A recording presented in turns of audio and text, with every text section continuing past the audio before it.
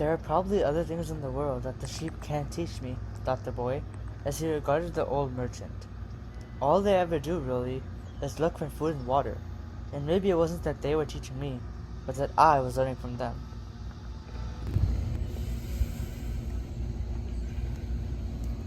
Maktub. What does that mean? You have to be born in Arabic to understand, but in your language it probably means something like, it is written.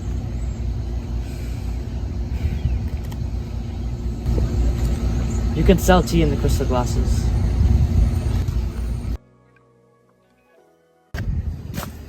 I'm leaving today. I have the money I need to buy my sheep, and you have the money you need to go to Mecca. Will you give me your blessing? You have helped me. I'm proud of you. You brought a new field to the crystal shop. But you know, I'm not going to Mecca, just as I know that you're not going to buy your sheep. Who told you that? Maktub. You have my blessing.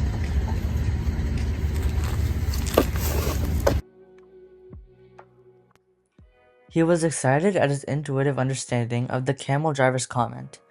Maybe he was also learning the universal language that deals with the past and the present of all people.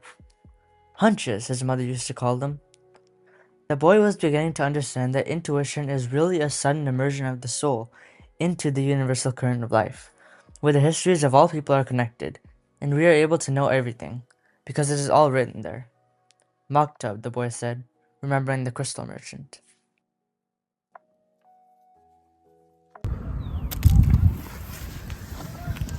There are rumors of a tribal war.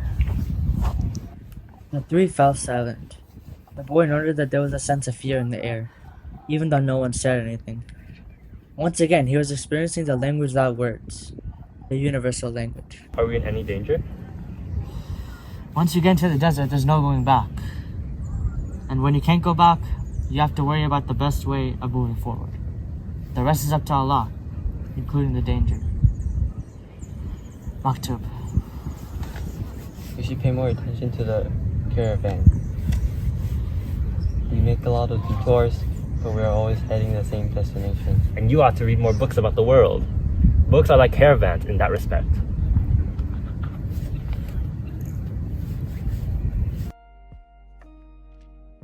Finally, a young woman approached who was not dressed in black. She had a vessel on her shoulder, and her head was covered by a veil, but her face was uncovered. At that moment, it seemed to him that time stood still, and the soul of the world surged within him. He learned the most important part of the language that all the world spoke, the language that everyone on earth was capable of understanding in their heart.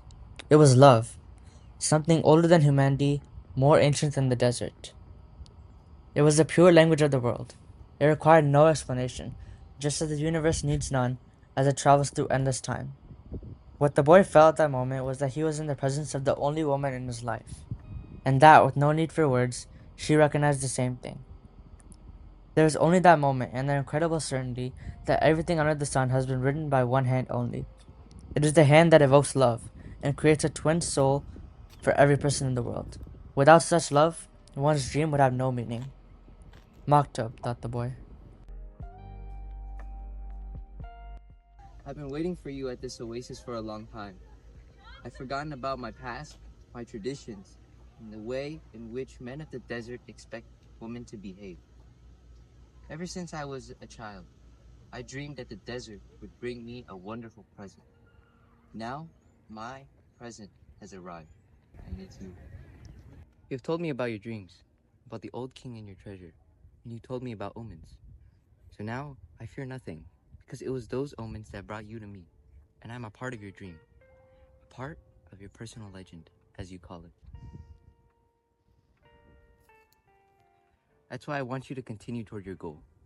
If you have to wait until the war is over, then wait. But if you have to go before then, go on in pursuit of your dream. The dunes are changed by the wind, but the desert never changes. That's the way it will be with our love for each other. Maktub. If I'm really a part of your dream, you'll come back one day.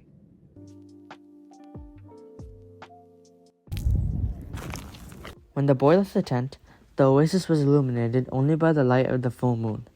He was 20 minutes from his tent and began to make his way there. He was alarmed by what had happened. He had succeeded in reaching through the soul of the world, and now the price for having done so might be his life. It was a frightening bet, but he had been making risky bets ever since the day he had sold his sheep to pursue his personal legend. And as the camel driver had said, to die tomorrow was no worse than dying on any other day. Every day was there to be lived or to mark one's departure from this world. Everything depended on one word: Maktub.